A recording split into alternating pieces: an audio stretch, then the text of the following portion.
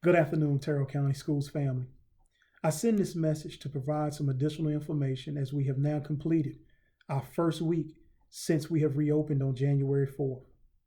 I want to send a special shout out to all of our families, all of our students, our staff, and our teachers.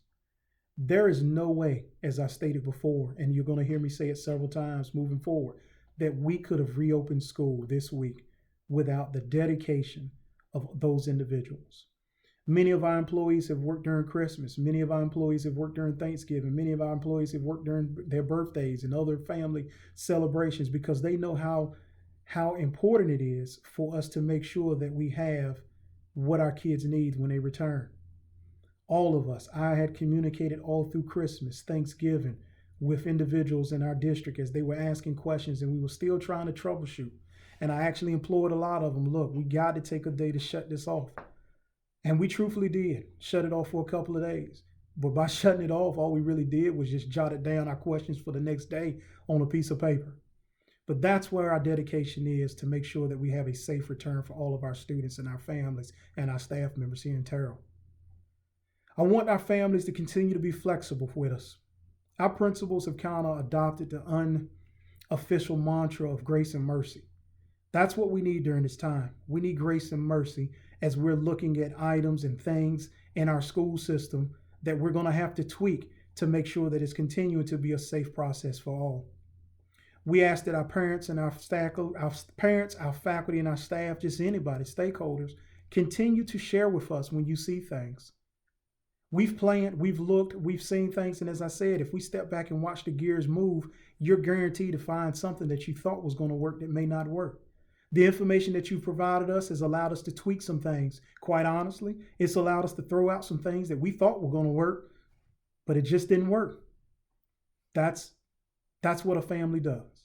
And that's what we're doing here in Terrell County. We communicate with each other so that we can make things better for all of those involved. The big thing around anything around COVID, I'm going to be honest, all the research and numbers and stuff that I see, it all boils down to one thing: truthfulness. When we send attestations home for our buses, we're asking for our families to provide us with truthful information.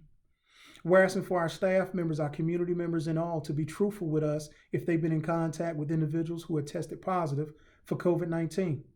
With that, if you have come in direct contact with somebody who's tested positive for COVID-19 or coronavirus, we're going to ask you to quarantine for that quarantine period. It's not that we don't love you as a staff member. It's not that we don't love you as a student, but we can make accommodations for you to work around in a remote setting. But if you have been in contact with anyone with the coronavirus or COVID-19, we're asking that you quarantine during that quarantine period. We're asking that our parents are actually providing information on our attestations. We actually have been provided with information that I believe on next week we should be able to fine tune and provide an additional updated student bus transportation attestation form for all of our families.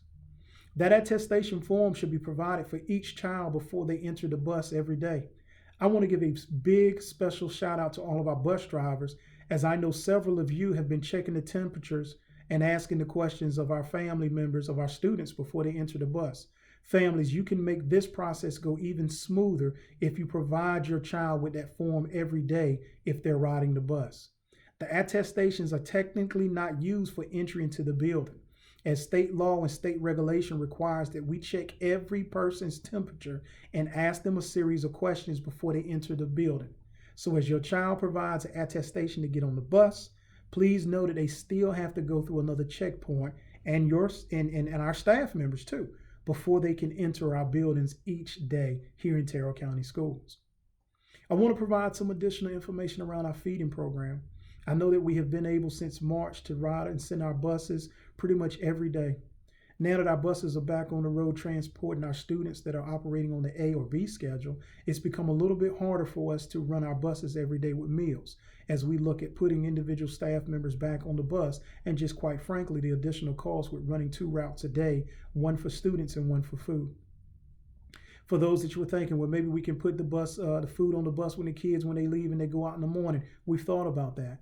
USDA guidelines will not allow us to put food on the buses like that to transport students at this time. We sent out a message the other day. Well, actually, not the other day. I'm sorry, I'm getting ahead of myself. But for the program and for our operation now, we'll be feeding all of our students that are in face-to-face here. On Wednesday, starting next week, we will be sending our buses out on Wednesday to deliver breakfast and lunch for those students that are in the district as well. Families that are not in face-to-face, you still have the opportunity to pick up meals from the school here, Terrell Elementary School or Columbia High School every day. Please keep in mind that Wednesdays, we will be running the buses starting next week, delivering those meals. Those buses are actually going to be running the old route. So please don't look for the bus that your child is riding now. We're going to run those routes based off of the old summer and spring feeding program. In closing, I just want to thank everybody, those people that text me as I have gone through the COVID battle myself, and I'm still experiencing some side effects from it. I'm not here to debate those that don't believe COVID is real, because I can show you the numbers just even recently with 18 cases and the untimely death of our residents here in Terrell County. Just 18 cases this week, the untimely passing of a very influential, just anybody, and the other people that we've lost in the past here in our county and across this world. So with that, I ask that you continue to practice the 3 W's. Wash your hands, wear your face masks, and wait 6 feet apart from each other. I know it may sound goofy, it may sound like a little infringement on your beliefs, but believe me, every small step helps. I'm looking at numbers that are going to be released in the near future that possibly will be in the tens of thousands across the state and across our nation. The numbers are going up. Please do everything you can to make sure that we can provide a safe learning environment for all of our students and our staff members. So thank you for tuning in. I apologize, this was a 7-minute video today, but I wanted to take time to just thank you and provide additional information. Thank you again for your support of Terrell County Schools and all of our students and all of our staff members. Have a wonderful weekend.